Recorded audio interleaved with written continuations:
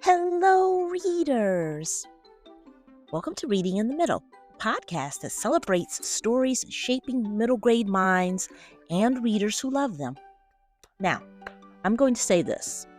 Yes, this is Reading in the Middle, and we do focus on middle grade books. But I believe this deeply.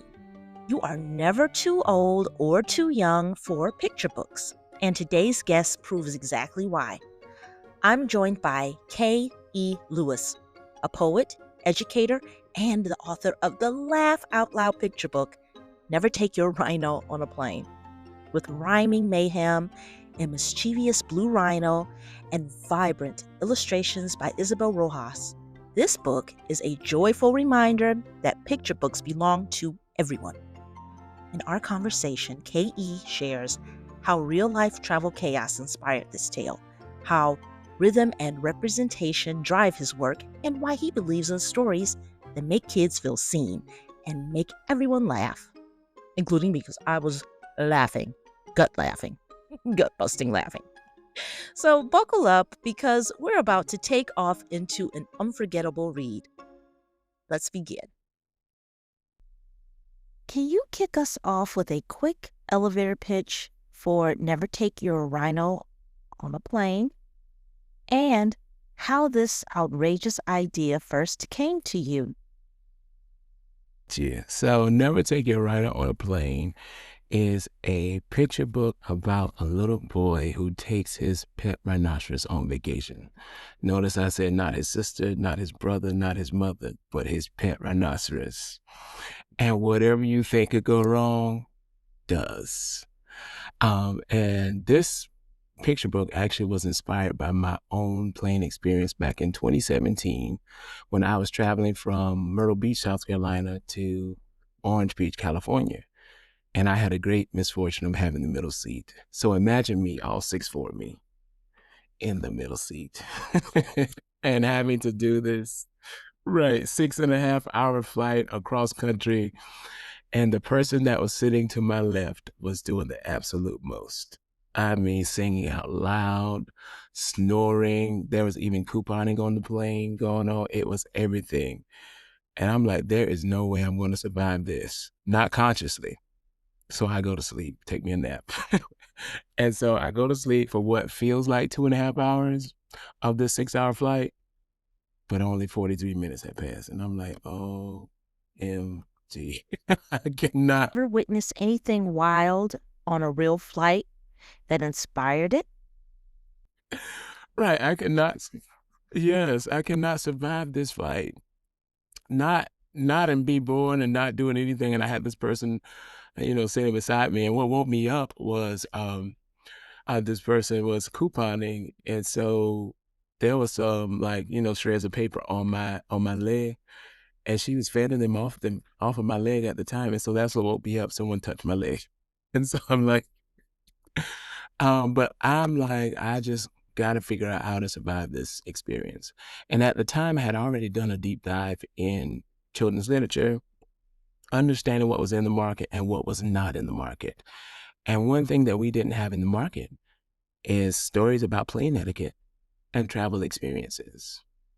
So, yeah, so while I was on that plane ride, I was like, we don't have any stories about plane etiquette.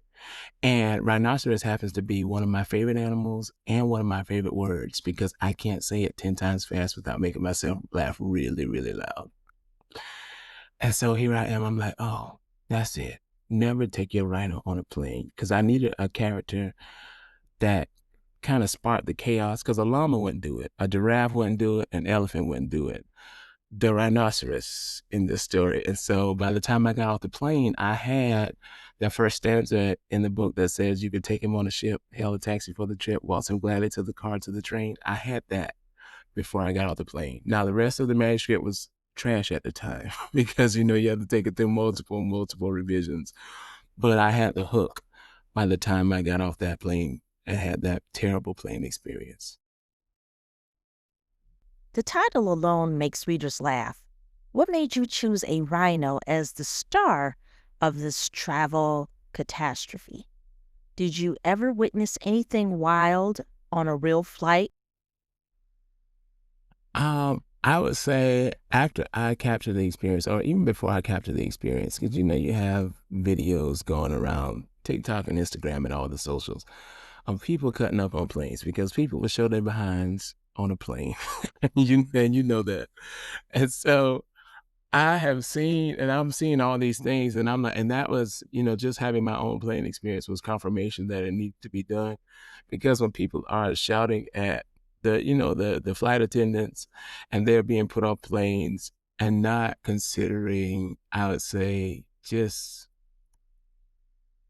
courtesy, common courtesy, and even empathy and understanding for those who are on the airline, those who work at the airline, those who are traveling on planes. Like there is some level, I think, of decorum that we should have when we enter into these spaces. And sometimes we forget. And by we, I mean adults, because the reason why I wrote this is because it was an adult who triggered this experience. And I'm like, okay, adults might be a lost cause, but we got to train these babies. We got to bring them up. We got to bring them up in the way that they should know. Um, but I would definitely say that just seeing, how folks are acting in videos and on social media, they definitely inspired this playing experience. My actual playing experience was just the straw.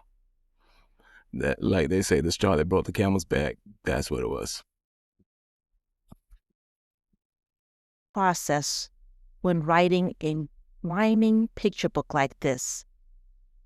Do the lines come easy, or do you wrestle with every syllable?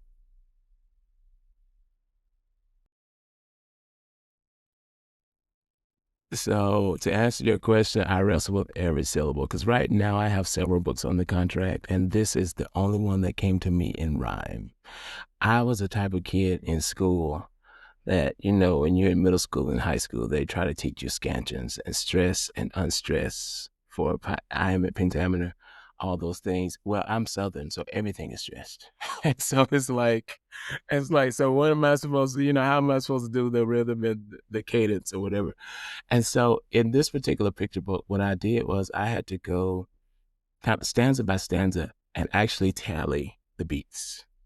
And so I started off, with all these clunky sentences where, one line would have like 14, the next line would have 20, the next line would have, and so I had to continue to condense those lines until they all had the same syllabic meter or syllable count. And that took almost 4 years.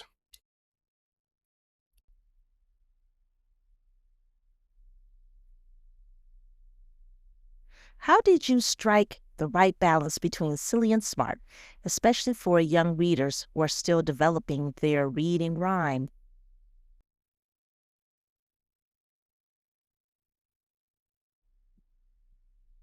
Oh, so that's a great question. So, I talk to people about this all the time, especially when they ask me about like writing humor, because my friends have already deemed me the humor god, even though I'm like, I just did one funny book, y'all. I didn't do many. So, anyways, but I think about humor as in like three tiers of humor, where you have like the kind of lowbrow, like that potty humor. So you see that in a rhino when Rhino is picking his toes, or whenever he stinks in the TSA line, that sort of thing. Yeah, and then you have like the next level humor where you have like just above potty humor, and it might be in the same bucket as potty humor, is like your slapstick or your clown humor. So think about the rubber nose that you saw and the propeller cap that you saw in there. And then you have the more sophisticated or highbrow humor. Whenever you're talking about the down home blues and you're bringing in all of the genres of music in that one spread. Or, in the airport where kids kind of get the double meaning of a carousel because you got the luggage carousel and then you got the carousel that they know at the fair. And so so you kind of break down humor in those tiers or in those ways, because I think the best books or the best humor books are done in that way because you don't want them all, the same joke because they fall flat after a while. You kind of want to mix it up. And then while you are mixing it up, again, you kind of bring in that sophisticated language because I think a lot of us fall flat as writers when we talk down to children, because children are intelligent. They're very intelligent beings. And so just weaving in those larger words in the most funny moments so that they could actually see and understand and learn a new vocabulary word, because there are a couple of larger words for young readers in Never Take Your Rhino on a Plane. By Isabel Roxas are wild, colorful, and full of motion. How did you collaborate with her? Did her art ever surprise you or make you see your own story differently? Yeah, so I would say my Isabel's art, and I'm looking down right now because I'm actually flipping through the book. Because I think the spread that surprised me the most was the spread where our protagonist is trying to take a nap and the rubber nose. Because I had just imagined that it would have been kind of like a clown face, or for the protagonist, their face would have been made up, the rubber nose would have been already on the child, that sort of thing. But we actually see the moment where, just before that happens, where the rhino is in action. And so I'm like, and you get to see the rhino as a prankster. Like, you get to see in this moment that he is a prankster. I think my words said as such, but I think that if Isabel had left that off the page, we would have like missed that moment where we would have seen a prankster right now.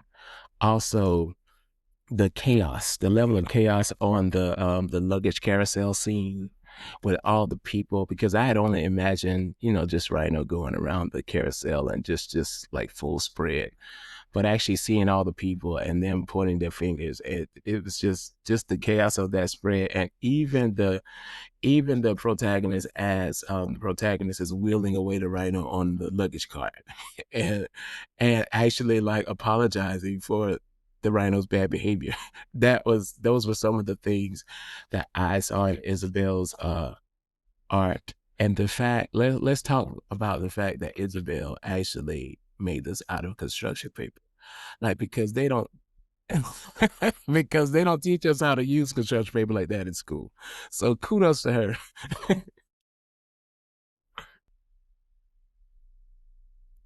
Cut paper and mixed media give the rhino so much personality. Were you involved in shaping how he looked or moved through the story? No, because they try to keep illustrators and authors very separate in the collaboration process. And so yeah, so what happens is you have to be like really trusting, in that you have to give your words away and expect them to come back to you. Come back to you either the same as they left or better, like the visuals that you're seeing. And so when I handed it off to Isabel, of course, you go through like 2 or 3 like rounds or drafts of art. So when I handed it off to her, and most of the work that she had, like most of the things that already exist in the book, she had already nailed it. And so I really didn't have any say in the illustration. The only thing that I had say in, that I suggested, was that our protagonist had locks. I wanted some hair diversity in the book. And so that was the only thing that I had to say in the story.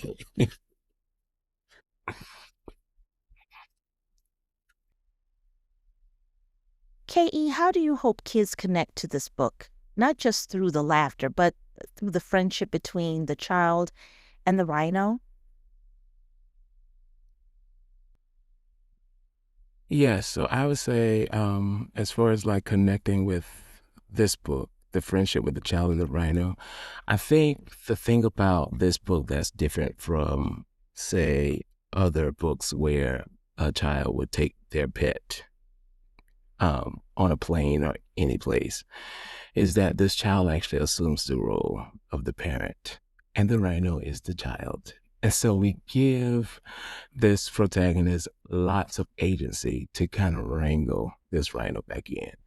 And it actually places the child as the authoritarian as to how we should behave in certain spaces. And so actually they actually control the meter or the gauge of decorum and what that looks like.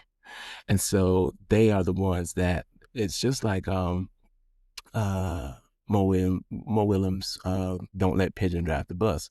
And that kids will say, no, don't do that, stop that. And so when they see the rhino like acting crazy in the airport, doing all the things, they are more inclined to say, hey, don't do that. That's not the right way. Or you can ask, and in those moments you can actually interact and engage with younger audience and ask them, the rhino is doing this, but what is the appropriate way to behave?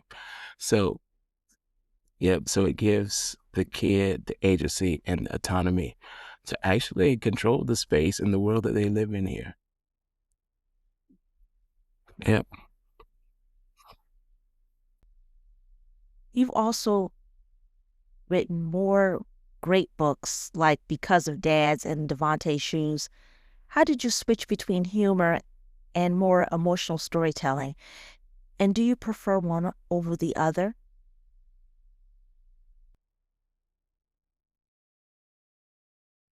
Oh, that's a great question. You know what? Anisha, to be honest with you, I think it all just depends on like the impetus of the story. So, and I told you the story behind Rhino, and of course it wasn't funny at the time, but it's funny now. Um, but yes, but because of dads is it's a very lyrical text. It comes out April of next year. Um, it's a very lyrical text. It was a poem that yes, yes, but it was a poem that I wrote in the passing of my late father, Kenneth Sr. He died about 10 years ago. And thank you. And I wrote it for him, but when I got done with it, it was so universal that it spoke to all dads. And not just dads, but father figures. And so what I thought about, I was like, we need picture books. And they have a couple that came out in the last couple of years. But we needed picture books that were a multicultural celebration of dads with all identities, all relationships, not just biological, but uncles or dads. You have mentors and just mentorships, and you have uncles, yes, all the things. And so um created this book that was more heartfelt because of course it came from a personal place and a place of love. For Devontae Shoes, the same way. So Devontae is a little boy who is excited to wear his brand new kicks to the end of the summer cookout, and his neighbors help him along the way. Um, After his shoes messed up, they help him along the way. That one inspired by my own community because I grew up in this like one of the in my neck of the woods. It was one of the last few all black neighborhoods, and I grew up in a place where everybody knew everybody. And so as you would go down the street, there was no day that you would go down the street that nobody didn't speak to you, that anybody didn't speak to you. Yeah, they were like, hey, how you doing? And you have the million sitting under the tree, all sorts of things. And if you didn't want anybody to say anything to you, like ask prying questions, if there was something troubling you, you better fix your face, because if they felt like you were having a bad day, they would do anything possible to help try to fix and make your day better. And so that was the community I grew up in. And so the community that is in Devontae's shoes it feels very familiar because it's my own community. That's the community that inspired that story. So it just all depends on the impetus. I have one that's coming out in 2027. It's called Bubble Trouble. And yes, it's this little girl who is desperate to win the bubblegum blowing contest of Colleton County. And she takes some desperate measures, and there's a little magical realism that happens, and it takes her up. And so that particular story was inspired by my own mom, who this woman, nobody can work a piece of gum like my mom. You listen, the way that she likes to smack and pop that thing. And so I wanted a story about a girl and gum. I just didn't know what it was. I knew it was girl gum, and I knew it was competitive.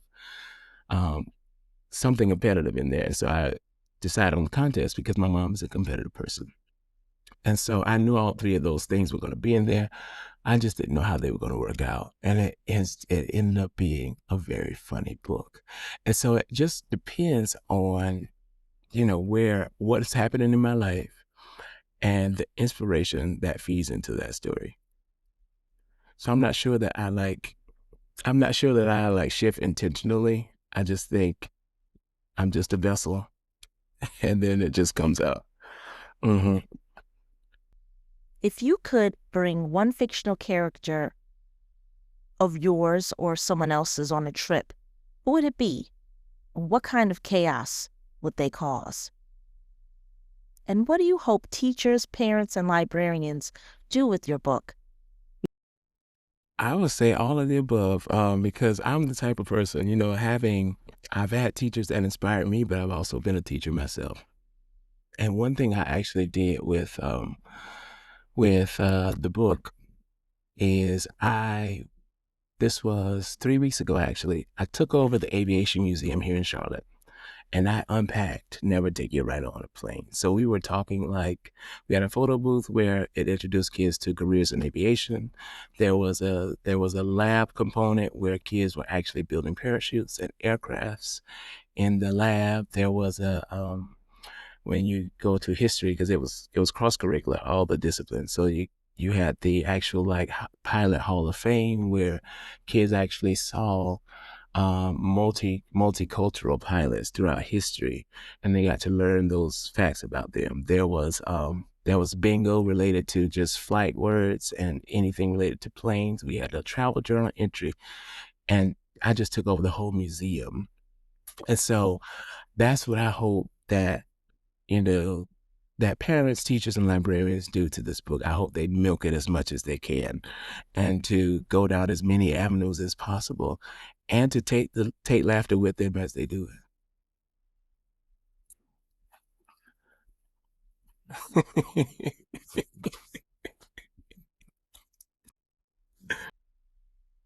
Now, KE, we're going to do our lightning round.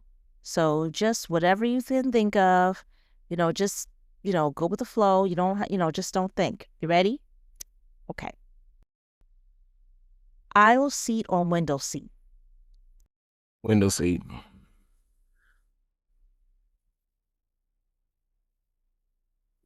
Toothbrush.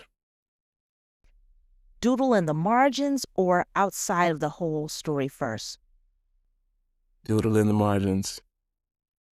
Rhyming books or chapter books? Chapter books.